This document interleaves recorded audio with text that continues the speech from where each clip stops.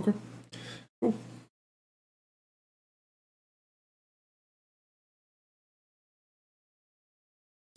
Yeah, dude, before we get started, look at my little setup On what? for my second monitor. On YouTube? Yeah. Well, so I'll send it to the chat. Can you see that? Yeah, I can pull it.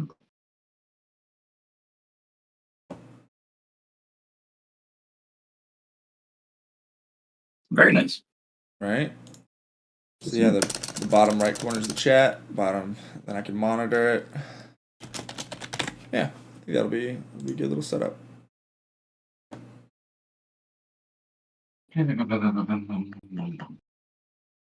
Okay, let's hop into it, huh? Ooh, I need some more light.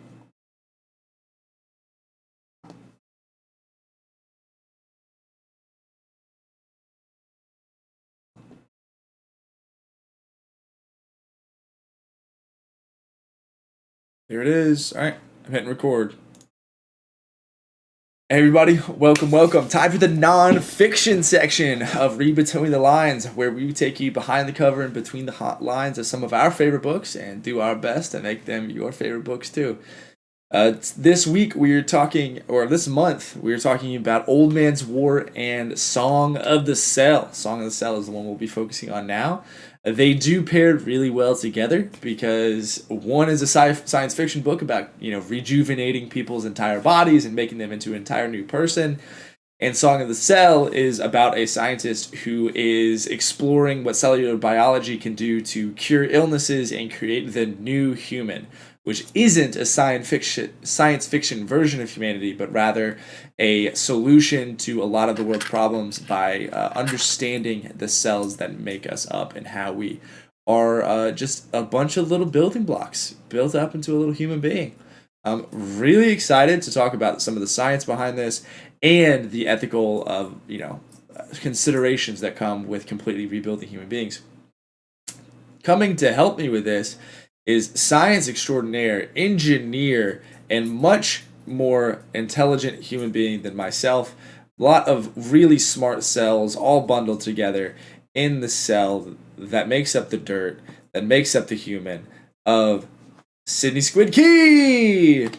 Man, I disagree with every sentence you just said there. I would appropriately describe myself as like, you ever like clean your kitchen, you have a mop bucket of water afterwards, and you're looking at it, it's like, that's a gross bucket. And you're like, I don't really want to throw that down my drain in my bathtub, but really there's another better place to put it. If you like took some butter and put it in that bucket and started up, so you had like a frothy substance in there. Froth. That's what I would describe myself pretty accurately as. You are the froth? You're saying you are the froth of a dirty soap bucket? No, I'm the whole bucket apparatus. But the froth is necessary for me to put to it. Yeah. I'd add some hair. I'd add some hair to it. I think because you cleaned the kitchen. Oh, you're right. Definitely picked up some hair, on the way. Yeah. As long as your magnificent hair gets to be able to be a part of the assessment. I'll be honest, I was looking at a picture we sent in that chat a while ago of my hair, and it does look pretty good. It does look pretty good. Looks a little bit like a mop, but a very pretty mop. Make all the other mops go. Yep. All right, so moving beyond our introduction, I have a lot that I want to talk about with this book, but I do want to throw it over to start us off to Sydney because he did choose this book. So I'd like to get a little bit of background of what made you choose this book, as well as what made you think that it was a good choice after reading it. I would love to kind of get some of your first thoughts. What do you think, Sid? What was what's your first takeaway from the Song of the Cell? It's a really pretty book on Amazon. It's got a good title page, good title as well, Song of the Cell. And I do think the title pretty accurately sums it up because this isn't really, this book is full of a bunch of technical information, but this book is not like a data dump kind of hard nonfiction book. It's really just more of like read this book for a really interesting discussion of like the important notes of cellular biology. It's not a crazy like factoid kind of thing. And yeah, I was interested in reading it because I've read books before about that are very factual about this kind of subject, and I was really interested to read a little more of an integration. Perfect. Because that actually goes right into one of the biggest things that I noticed about the book was the stories within the story. Of he makes it very human, and it's really cool to hear you say that you've read other books that don't do this, because my observation was it's very easy.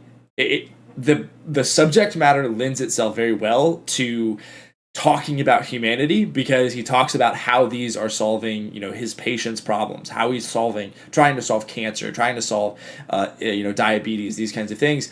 And it opens up the opportunity to tell stories of the successes and the failures of the industry. But it doesn't, just because it opens itself up to that does not mean that people do a good job of it. So, which is really cool to see this doctor, this scientist, this person who writing is not their profession, but he still takes the time to dial back, like, okay, yes, is this the information? Yes, but he recognizes the delivery of the information is just as important, and relating it back to why it matters, which is people. Like, he tells some really great stories in the book. So, like, the one that kind of pops up pretty frequently is Emily. Do you remember that was one of the first stories of the girl who had leukemia, who that was one of the first cellular theories. So I highlighted the note of, if Emily had died, June told me, it's likely that the whole trial would have been shut down. It would have set back cellular therapy perhaps a decade or even longer. Like, that's really cool. So the idea that, like, this was, like, people don't think about, like, the very beginning of something is so delicate, because it decides whether or not resources get allocated to it or not. Like, the government and the backers can say, oh, this person died, you get a huge bad backlash. If you don't have successes at the beginning of science, then you have this huge difficulty, this huge problem of it could get shut down before it even starts. And, like, well, that's what happened. There's a kid in '99, I think, or '97, one of the two, when the industry was newer, and they did a gene cell a gene cellular treatment on the kid, and he had a really bad immune reaction to it and died. And that's why Emily was the first one to have one work, because 10 years later they finally able to get the regulatory approval to try again. Which is wild. Which is wild, because we think of some of the advancements now that we have in cellular therapy, and the potential of it that, like, this guy goes into throughout the book is awesome. Like, I think what this book also does a really, really good job of, like, forcing you to acknowledge is that, especially when you read books about subjects that you're not personally involved in, not up to date and that kind of stuff. Is, like, I don't know about you, Drake, but for me, when I think of cellular biology, I kind of think of something in stasis. Like, we learned about that in biology in, like, middle school, right? And you kind of think humans have got it figured out, right? Yeah. What is the mitochondria? What's the mitochondria, dude? The cell, bro. It's the powerhouse of the cell.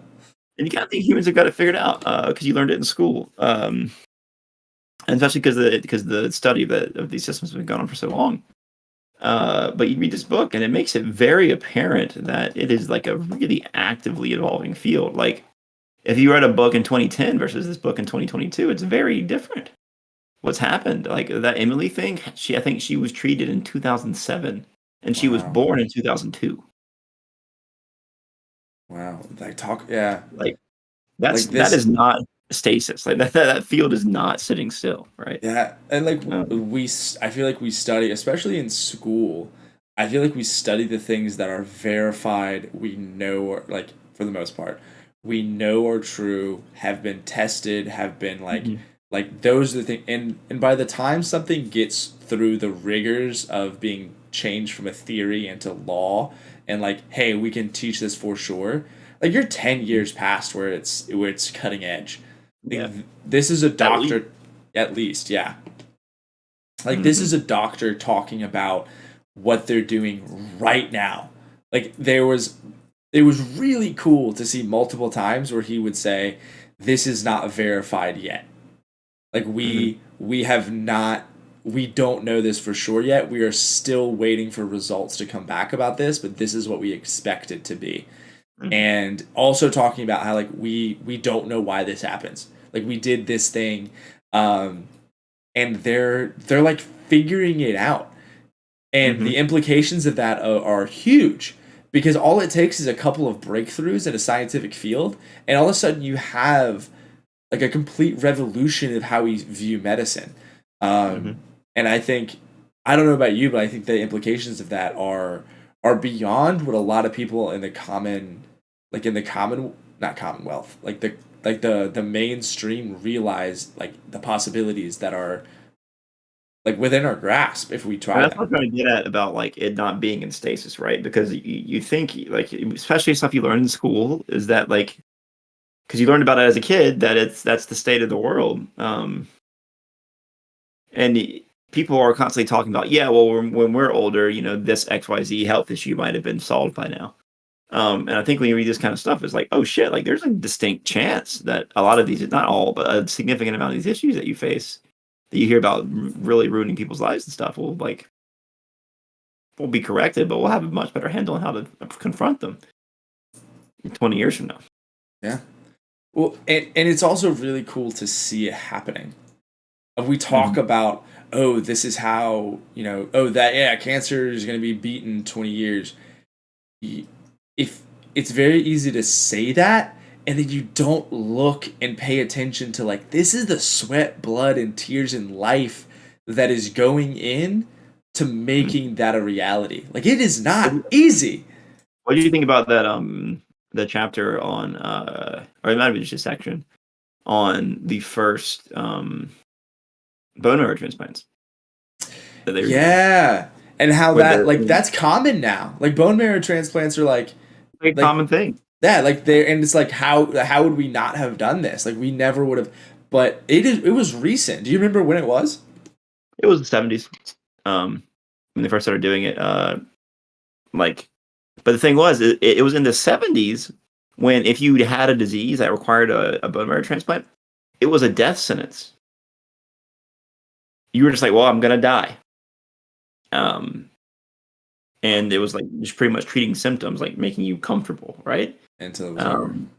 And then the doctors that they went through that procedure, like a doctor and his wife started up this clinic where they're like, we're going to figure this out, and they figured out how to do bone marrow transfusions.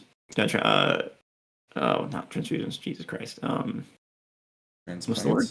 Transplants, yeah, bone marrow transplants. But they lost like some ridiculous number of patients trying to figure it out.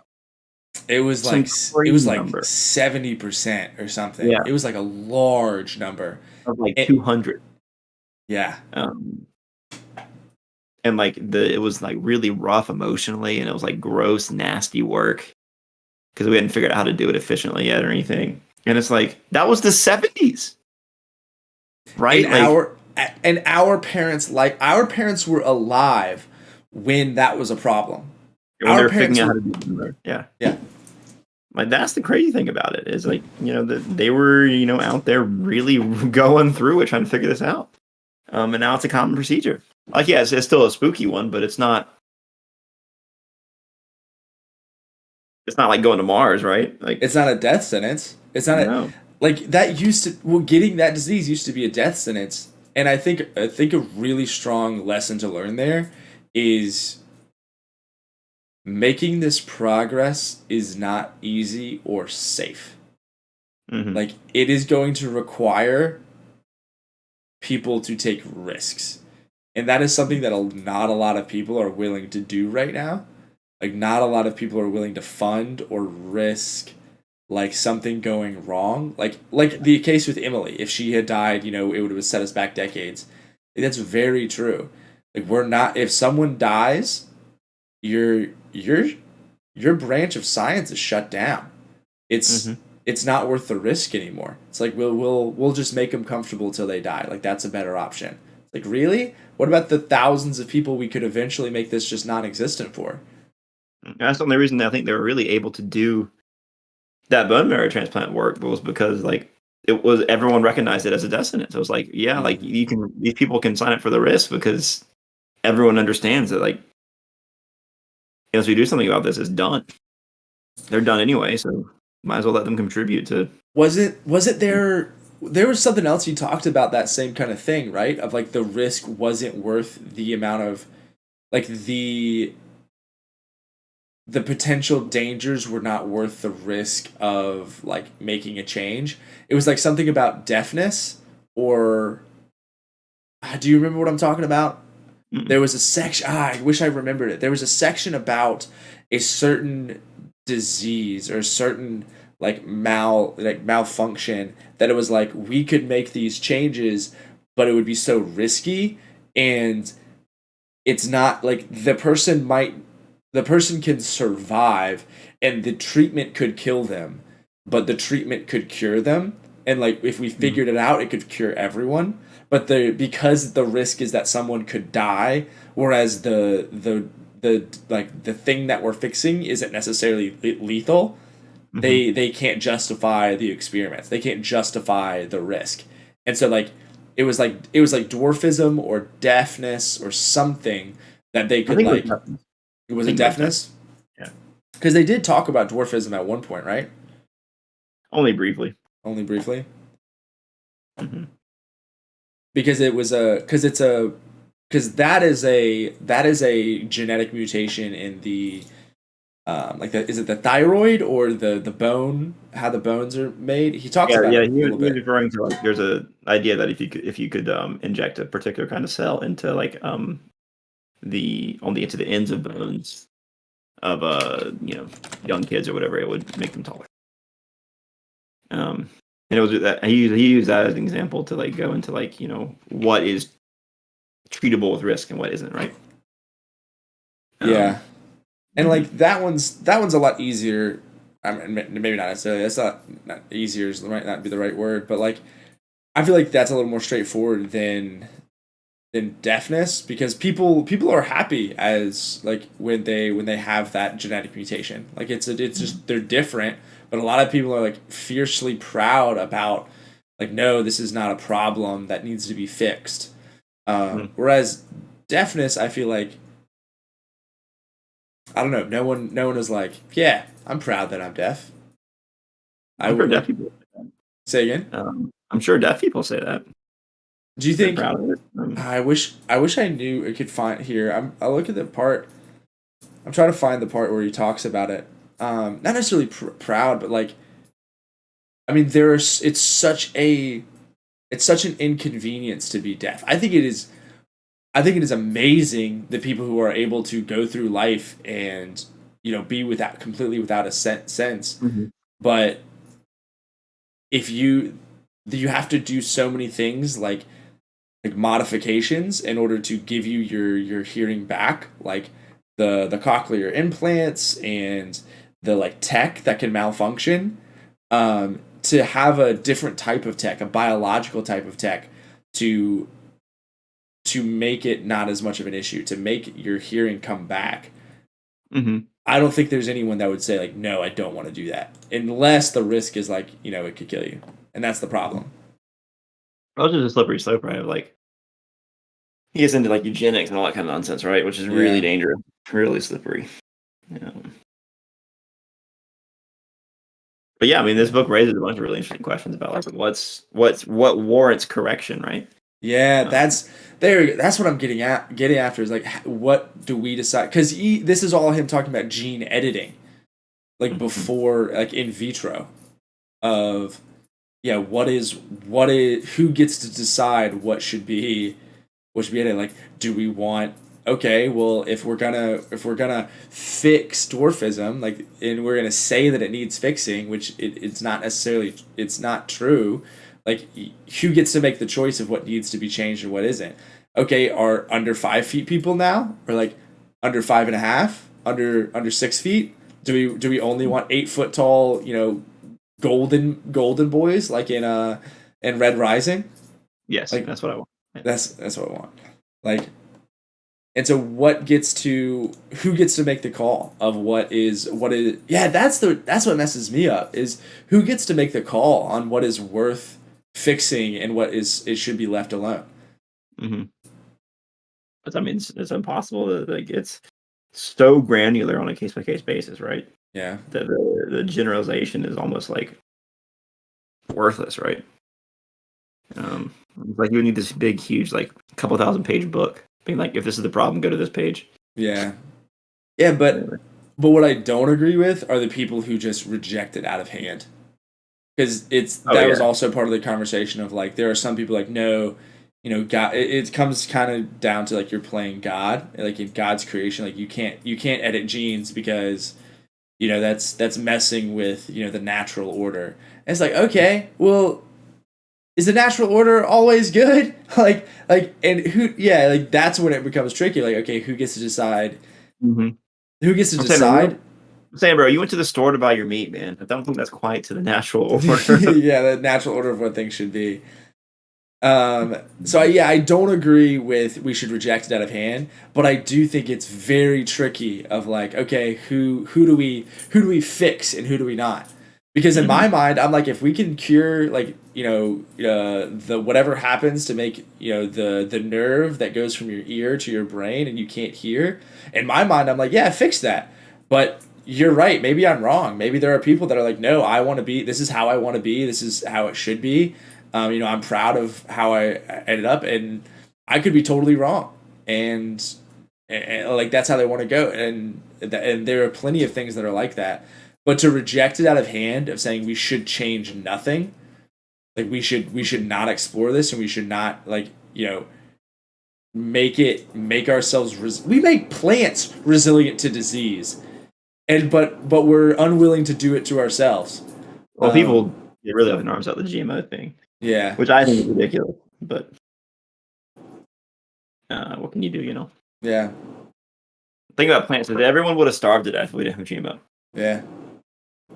I mean, genetic modification was done before we could, like, target it. It was just done by, like, oh, there's a tall plant. There's a tall plant. Let's good farming, right? Like, yeah, that's good farming. God, I'm stuck on this, dude. Like, I think this is such an interesting theological and mostly ethological debate of how do we decide. You should become a bioethicist, man. Dude, no, because I'd be like, no, fix it. They'd be like, well, it doesn't need fixing. I'm like, nah, I want to try it, so let's fix it. You can make any point you want as long as you prove it, right? Yeah. Like, I want to see what happens. Let's do it. That's the kind of bioethicist I would be. But make it substantiate your claim, and then you get to do it. You get to do it. It's fine. That's terrifying when you think about it. Is that there are people who, like, someone gets to decide of, okay, what's worth the risk and what's not. Like, can you imagine if the person who is in control actually had the philosophy I just said? Well, the interesting thing is I'd be really curious to, like, hear, like, someone's point of view who's a little more involved in, like, the, like, realm of academia and how that the studies get funded, right? Because, like, I know, like, where you apply for grants does a lot of deciding on what gets studied, right? That makes sense. It's like if you get grant money to do the work. But it's like, all right, well, if money's the issue, like, who's to say Elon Musk could be like, you know what, I want to fund a bunch of studies into this, right? And just pay for them himself. Yeah. But is there, like, and I'm curious, are there, like, ethical oversight committees that are separate from funding access, right? It's like, yeah, you just don't get to do this at all because if you don't have a permission. Yeah. I don't know. Like, if you have the money, but it has to be the government, right? The government just says nope. Like, it is against the law to study genetic modification, whether or not you have consent from the people that are a part of the study or not. Like, well, the way it was described in this book made it seem like what the government did is they made it illegal for the government to fund. They pulled government funding on those projects. Yeah. Right. So, like, I wonder if that's the only control mechanism that exists. Yeah. Because it's worth saying that we're kind of going off on a deep tangent from what he talked about. What he really talked about was the issues with unintended consequences. So we're talking about who gets to decide what gets changed and what doesn't, which I think is a very interesting conversation, and haven't would love to just explore it more, but I feel like I'm floundering as it is. He talks about something that's much more straightforward. Of they could go to try to fix someone being deaf and accidentally like make their heart fail, like make their cardiac cells not cooperate, and they don't know the unintended consequences. And so, are the unintended consequences worth? Like, could you make something worse than what is already like? Could you cause a genetic mutation that makes someone go like they can't breathe, like their lungs don't function, while you're trying to solve something that is not vital to life, to existence? That's the argument he kind of dives into. Is they're struggling with, you have to tackle things that like the unintended consequences are still not as bad as just what is happening. And that's why, like you said, they were able to go after the bone marrow transplant stuff, because this is terrible, but it was like, if they die, well, they were going to die anyway, so what's the difference? But how about some? Yeah, I mean, is it overly simplifying to say like, well, if someone wants to be able to hear, let them try? Consent is all. Informed consent is all that matters. well, and I think that's the problem. Is it's impossible to give them informed consent if you don't know the possible consequences. Like, if we don't have an understanding of the field enough to be able to inform someone of how bad the ramifications it might be. Because if you just say, oh, well, the worst thing that can happen to you is death, well, that's not true. Like, there are things that I think that are worse than death. That, like, what if the rest of their life they were alive and could understand and perceive pain, but they were unable to move, their heart was in constant pain, and every breath was like sent nerve, like through every nerve ending was pure pain. Like, yeah, okay, well, is that worth like it? your skin, or like your skin detaches? Yeah, while you're still alive. Yeah, That's a good point. and we these are just these are the things that they're like, well, like, how far of a scope of unintended consequences do we need to cover until we get to informed consent? Mm-hmm. That's interesting. But moving on from like the ethical dilemma of like some of the stuff that we can do now, and we'll be able to like the author does a great job of talking about what we will be able to do in the future. Just cover like some of the cool stuff in this book, man. Yeah. There's some neato stuff in here. Let's see. Let me go through my bookmarks. I like his approach in this, like in the opening, chapter, the prelude of the book. He says this book is not going to be an overview of like this branch of medicine. If you want that, go look at these books. I love books that do that kind of thing, man. It's like, hey, if you want more information, look at these sources. I love that reference stuff because like it's so helpful. Right? It's the author. The author knows the subject, and he's telling you, hey, go look at these ones if you want a good, really good, deep overview that goes in more detail than what I'm going to do. And that I think gives an author so much credibility, right? He's saying like, hey, I'm not going to go into much detail here, but if you want it, here it is, right? And like, it just sign me up for more of that. Frankly, I think every nonfiction book should do that at the front. Just front load it with like, hey, I understand the limitations and the scope of the book that I am covering with this book. I understand the limitations, especially because I don't want to write a 900-page book. So these are the sources where if you want to cover the parts that I'm limited in, the things that I'm not, this is where you go. Mm-hmm. Absolutely. Let's see here. What's my next? What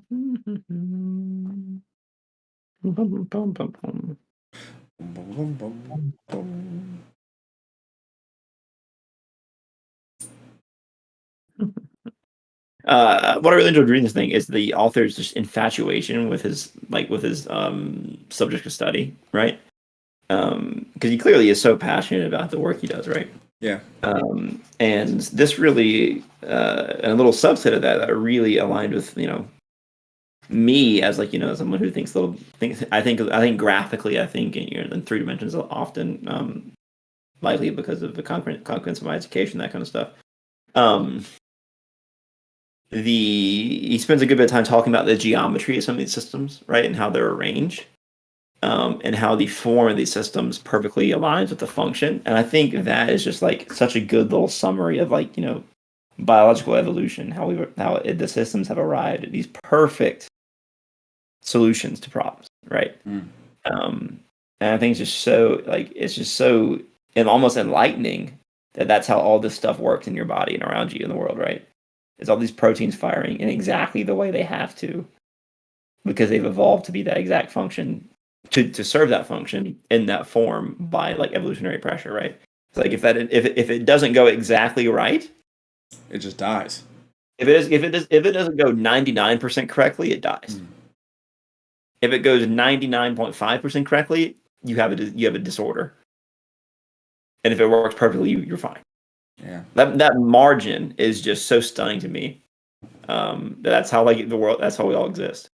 I think it's so interesting, and I think that's the real potency of like the therapies and the treatments that he goes into here in this book. For reference, most of the treatments that it's cellular biology, which is not quite gene biology, and I think it's an important distinction he makes. So like a cell expresses a gene by typically making a protein, by reading DNA or RNA, synthesizing a protein, and the protein goes and does the work, right? So when people say gene therapy, there's like you edit the gene, the cell reads the gene to make a protein, and then the protein goes and does the thing, right? And the distinction for this book is it's based on cellular biology, which means all the treatments and that kind of stuff are ones that create changes in the functioning of cells and proteins and that kind of stuff. Proteins, and then by that level of cells and that kind of thing. So like cellular biology includes some gene therapy because that changes how proteins are expressed. But also includes just changing proteins and therefore changing how cells operate and that kind of thing as well.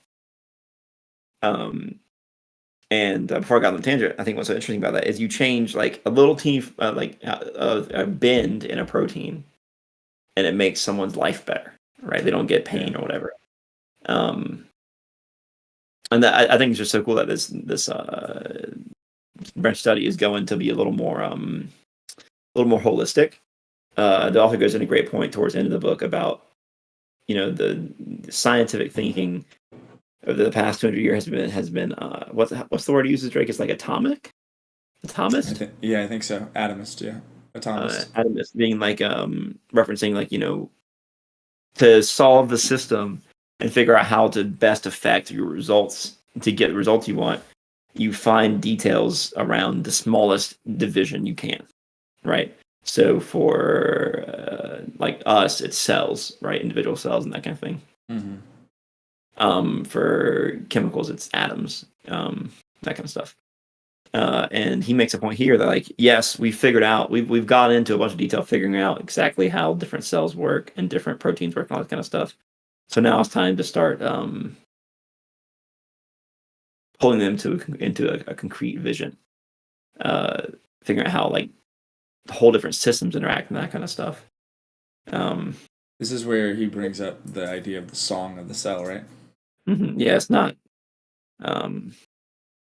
Yeah, I liked how he said that a lot. He said he used an analogy where like this anthropologist was going, or an environmentalist or whatever, was going through a forest with someone who lives out there, and he's like, wow, I'm very impressed that you know all the names of these plants and everything. And the guy gets kind of depressed. He's like, yeah, I know the names, but I don't know the songs of these plants. Referring to like the very interconnected web of how they all interact together, which is it just strikes me as so fundamental, because you can like look out the window and know everything like individually, but the real value is knowing how they all interact together. And that's where he feels like he and the field is at right now, is they know the names of the things, they know how the individual animals and plants and things work, but they don't know how those intertwine. Because like a beetle affects a tree and a tree affects a fly, and like they have a specific way they interact and are beautiful together, and it's the same kind of idea with the cells. Is that right? I mean, which is a tall, like I can't imagine having to go in there and figure that problem out, right? That's a freaking tall order. You know, like you have all these like very complex individual systems, like even operating in a vacuum, they're hard to understand, right? And then you throw them into, you know, a functioning body, and it's wild the complexity of the problem you have to solve. I'm excited for the future. You know, maybe I'll read a similar book when I'm 60 years old, and it'll be much more nuanced on their approach and that kind of stuff. I'm curious to see where it goes. Yeah, that maybe they'll have figured out kind of more of how each system of cells works together to create a human being. Because that is something that's really cool about this book. That's something I really liked realizing as I read this book is he makes it seem like we're really just a conglomeration of the different organisms. Like we're really like a bunch of cardiac cells and lymph nodes and lung cells and neurons, and like the different networks are so vastly different from each other. The cells are so fundamentally different.